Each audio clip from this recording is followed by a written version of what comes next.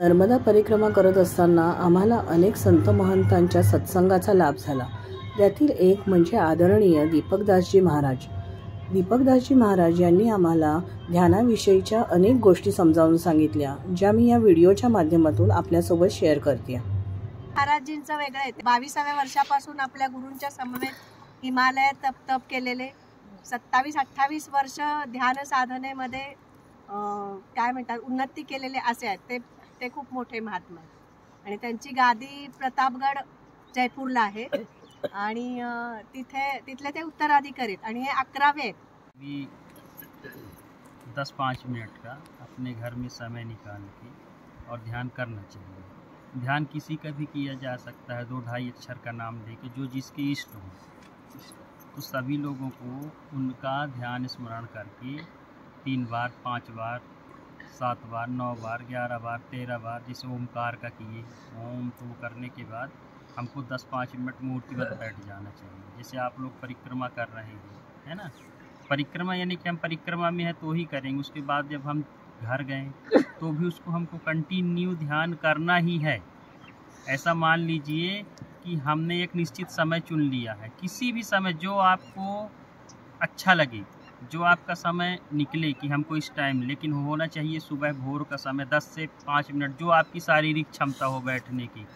तो हमको 10-5 मिनट किसी भी 2-2.5 अक्षर का नाम स्मरण करके और ध्यान में बैठना चाहिए. तो सुबह है, रात्रि 12 बजे के बाद और सुबह सूर्योदय के पहले, इतने में हमको 10-5 मिनट बैठना ही है. हाँ, अब कैसे बैठना है, हमको जिस आसन में जिसको सरलता लगे. मान लीजिए कोई बुजुर्ग है और नहीं बैठ पा रहा है, ऐसे नहीं बैठ पा रहा या ऐसे नहीं बैठ पा रहा, तो जो जिसको सरलता से हो जाए, जिसमें उसको कष्ट ना हो, वो आसन हम डाल के बैठ सकते हैं शुरुआती दौर में. फिर धीरे धीरे आपका सब अपने आप ही वो सेट हो जाएगा आसन.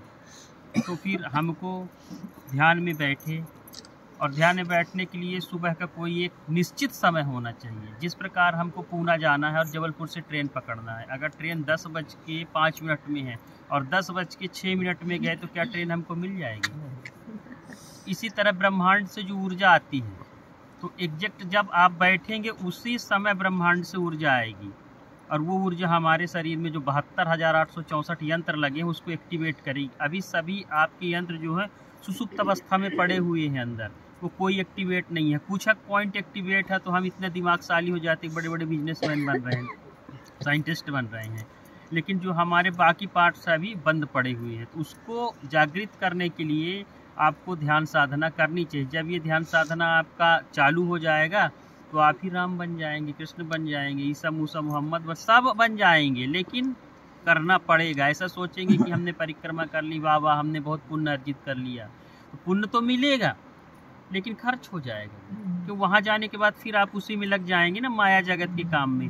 तो हमको माया जगत का काम भी करना है, अपने बच्चों का भरण पोषण भी करना है, अपने जो हमको ईश्वर ने हमको काम दिए बड़ी ईमानदारी से करना है, और शाम जो सुबह शाम टाइम मिले उस टाइम हमको ईश्वर का आराधना भी करना है. 10-5 मिनट मूर्ति अर्थ हो जाइए. जैसे आपने देखा नर्मदा मैया के मंदिर बने हुए हैं, तो नर्मदा मैया ये मंदिर हिलते डुलते हैं, आप देखिए सभी लोग देख रहे हैं. इस तरह हम भी नर्मदा मैया के किनारे जाएं और चुपचाप पत्थर बन जाएं, पाषाण की तरह. जिस प्रकार भगवान कहते हैं कि मैं मंदिर में शिव जी बैठा हूँ, गोपाल जी बैठा हूँ, और मैं बैठा हूँ, दत्त भगवान बैठा हूँ, मैं हिलता डुलता नहीं हूँ, तो आप भी 10-5 मिनट जाके उनके सामने मूर्तिवत हो जाइए. जो जिससे आए टूटा फूटा वही करिए, जो जिसको प्रिय हो अपना इष्ट उसका नाम ही स्मरण करिए 10-5 मिनट. और फिर उसके बाद 10-5 मिनट स्मरण करने के बाद आप अपनी इन श्वासाओं को देखिए, श्वासा कहाँ से आ रही है, कहाँ से अंदर जा रही है और कैसे बाहर निकल रही है. उसको इतना धीमा करिए, इतना धीमा करिए कि आपकी श्वासा कम से कम इतनी धीमे ले जाना है हमको 3 से 4 बार हो जाएगी 1 मिनट में. अभी आपकी श्वासा 20 से 25 बार चल रही होगी, है ना. तो जब हम ध्यान में जाएंगे तो ऑटोमेटिक हमारी श्वासा धीमी होगी. लेकिन हमको कैसे करना पड़ेगा, धीरे अपने आप हमको करना पड़ेगा. हम सोचे अपने आप होगी, अपने आप नहीं होने वाली है.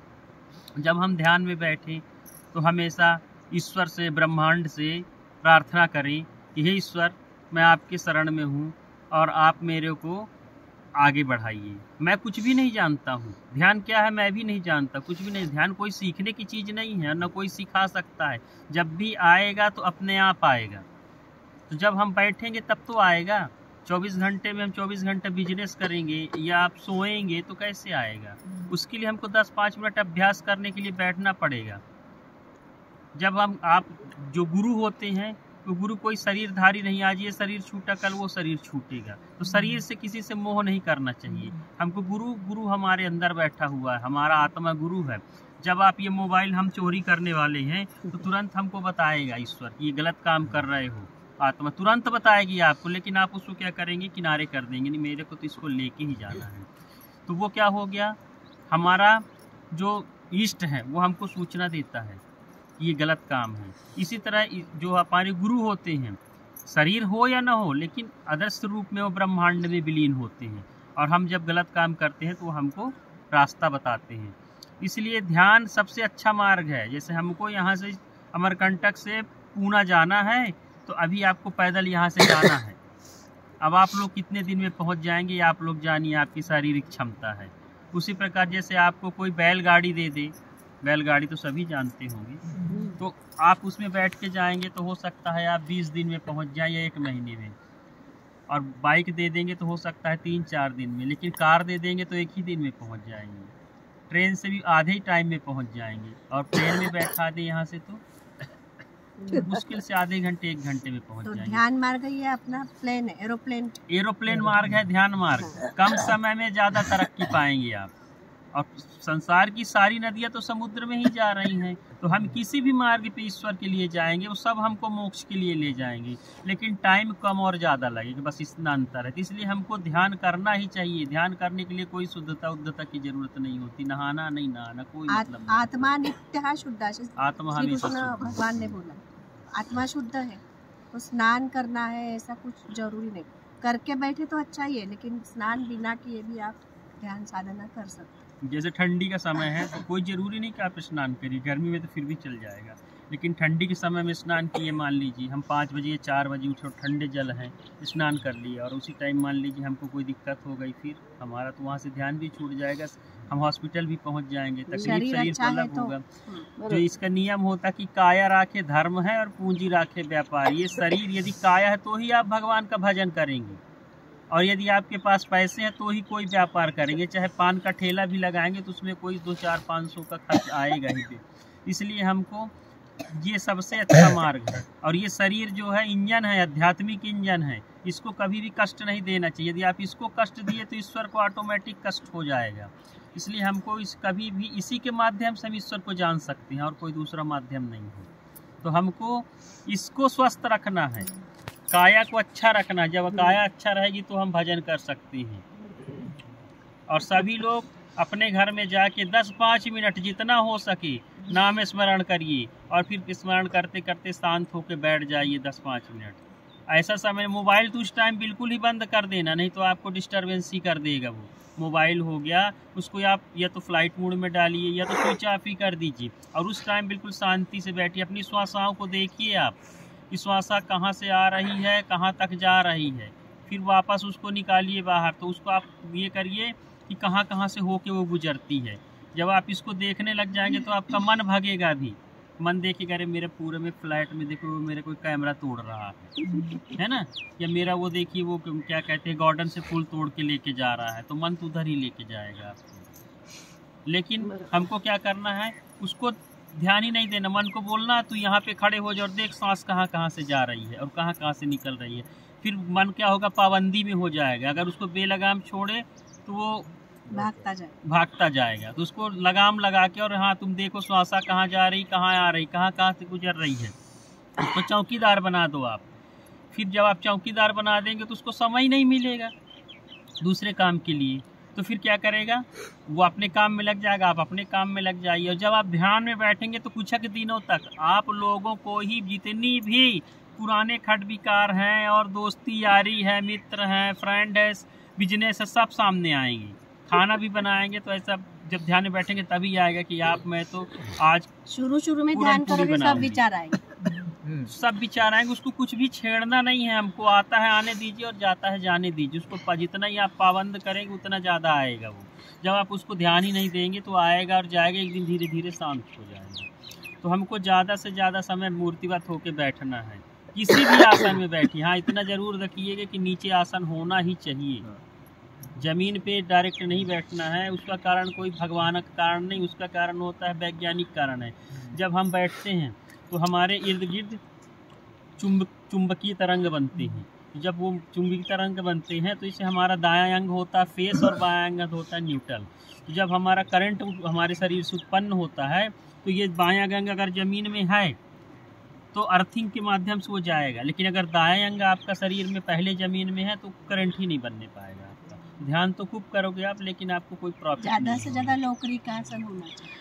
और आसन की यदि हमारे पास है लोकरी के, जिसके पास जो सुविधा नहीं है तो आप ये टॉवेल भी बिछा के बैठ सकते हैं। डायरेक्ट अर्थ से कनेक्ट खत्म होना चाहिए हमारा कॉन्टेक्ट अर्थ से, ज़मीन से। और हमको किसी भी आसन में बैठिए, कोई ज़रूरी नहीं कि आसन मारिए, क्योंकि मान लीजिए युवा वर्ग के लिए तो सब जरूरी है, लेकिन जो वृद्ध हो गए हैं जिनको पैर मोड़ने में दिक्कत हो रही है तो चेयर में भी बैठ सकते हैं। लेकिन हमेशा कमर की हड्डी सीधी होनी चाहिए आपकी, कभी भी ऐसे नहीं बैठना है हमको। ध्यान करते समय हमेशा हमको रीढ़ की हड्डी सीधी ही होनी चाहिए। और ज़्यादातर कोशिश करिए कि हम टेढ़े होके बैठे ही ना। टेढ़े होके वो बैठते हैं जिसका आत्मबल कमज़ोर होता है। जब हमारे देश में अंग्रेज आए थे तो उन्होंने शोध किया था कि भारत के लोगों का, तो ये देखिए कि ज़्यादातर लोग ऐसे झुक के बैठते हैं। तो वो तुरंत उन्होंने कहा इनका आत्मबल कमज़ोर है, इनको गुलाम बनाने के लिए फिर उन्होंने प्रयोग करना शुरू कर दिया। इसीलिए हमेशा हमारे ऋषि मुनि या कहीं भी देखेंगे आप तो उनके हमेशा सीधे ही बैठेंगे, चाहे जिस आसन में बैठे होंगे, लेकिन उनकी रीढ़ की हड्डी सीधी ही होगी। इसलिए हम कोशिश करें कि सीधे ही बैठें। अब ध्यान करने का कोई विशेष नहीं है, चलते फिरते सोते जगते उठते बैठते कभी भी कर सकते हैं। जागत में सुमिरन करो असोबत में चित लाए, सूरत डोर लागी रहे तार टूट न जाए। जागते में राम राम राम राम राम राम राम राम मन में करते रहेंगे, जो जिसको इष्ट मानता हो, है ना।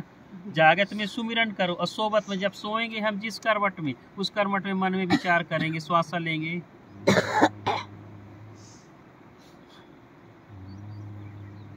ऐसे करते करते आप सो जाइए। जब तक आप करवट नहीं बदलेंगे तब तक आपका ध्यान चल रहा है, और जैसे ही आप करवट बदले तो आपका ध्यान टूट गया। पुनः उसको प्रयास करिए कि हम लगें। सोते तो सब हैं गहरी निद्रा में, तो हम क्यों ना सोएं, तो उसका नाम स्मरण करके ही सोएं, तो हमारी श्वासा सेट हो जाएगी।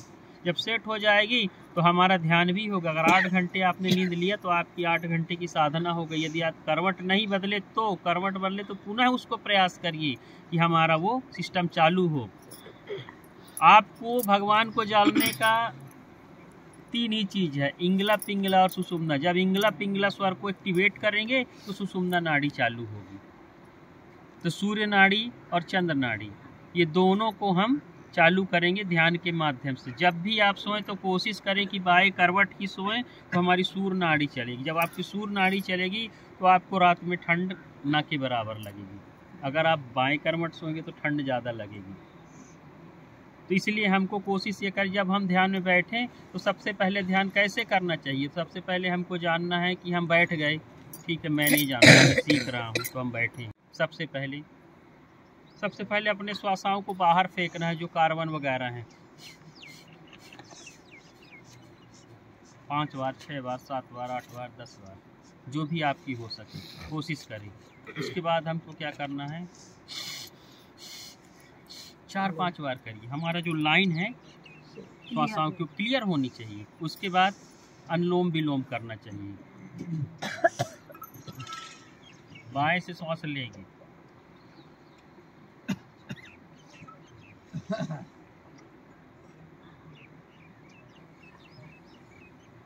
दाएं से सांस छोड़ेंगे। उस टाइम हमारा पेट ऐसे चिपकना चाहिए, रीढ़ की हड्डी के साइड में होना चाहिए हमेशा। जो हमारे अंदर कार्बन जमा हुआ है, गैस वगैरह है, उसको बाहर हो जाएगी। ये कम से कम 13 बार करना चाहिए अनुलोम विलोम। और उसके बाद हमको ध्यान में बैठना चाहिए। तब हमको ओमकार करना चाहिए। धीरे धीरे नासिका से सांस भरिए, आपका पेट फूल जाएगा। उसके बाद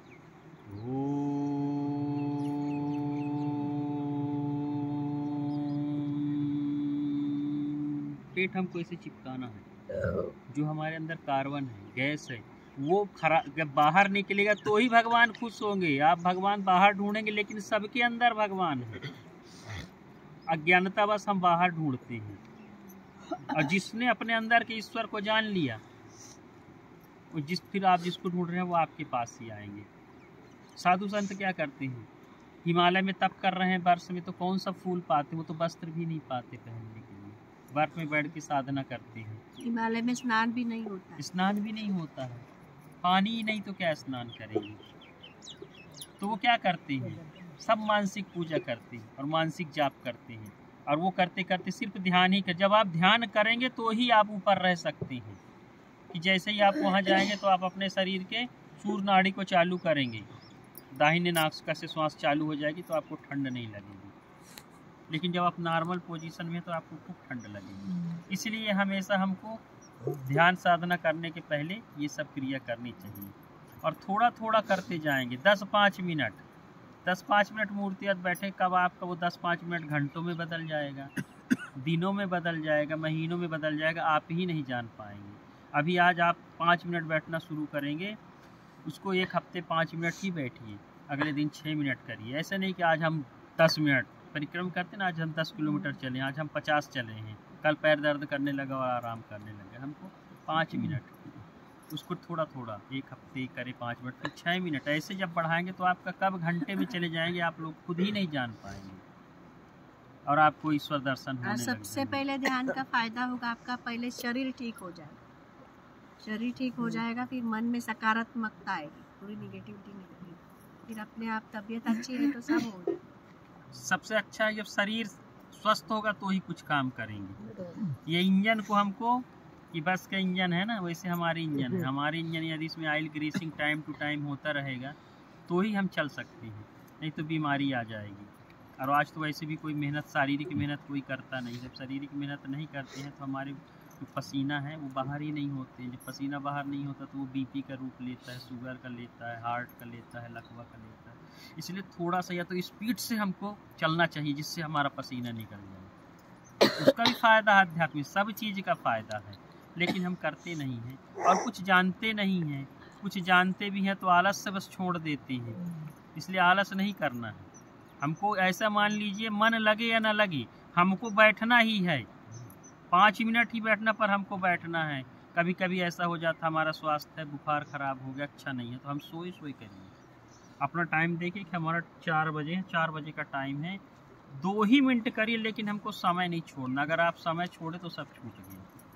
कोई भगवान वैसे ही आ जाएंगे आपके पास, लेकिन कैसे, समय पकड़ेंगे तब। सिर्फ उसका है, कुछ विशेष नहीं है, हम विशेष बनाते हैं। जब हम विशेष बनाएंगे तो आप हमको ज़्यादा सम्मान देंगे। हम ढूंढते हैं कोई सन्यासी मिले, ब्रह्मचारी मिले, तो राम कौन से सन्यासी थे और ब्रह्मचारी थे, कृष्ण कौन से थे, किसी को भी देखे बड़े बड़े संत को। और जो सन्यासी और ब्रह्मचारी थे वो दास ही थे।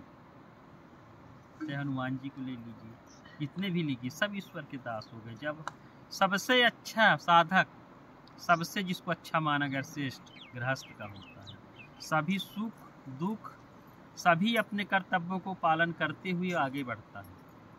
लेकिन हम लोग क्या करते, एक ही तराजू में, एक तरफ हमारे से बैंड पड़ा हुआ है। आज नहीं तो कल हम फिर जन्म लेंगे, और आप लोग जैसे गृहस्थ में जाएंगे, उसमें कोई ऐसा नहीं जब तक संस्कार पूरे नहीं होंगे। इस जन्म में हम साधना कर सकते हैं, ईश्वर प्राप्ति के पास पहुंच सकते हैं, लेकिन पूर्ण नहीं हो सकते।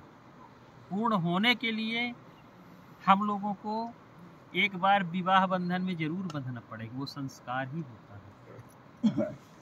साधु संत खूब तपस्या कर ली, हाँ, अगला जन्म होने के बाद हमारा फिर कुछ नहीं होगा, लेकिन वो हमको करना ही पड़ेगा संस्कार। हम तपस्या साधना करेंगे। अब ये भी हो सकता है हम पिछले जन्म में कर चुके हों, ये भी हो सकता है, लेकिन इसको जानने के लिए ही ध्यान करना होता है।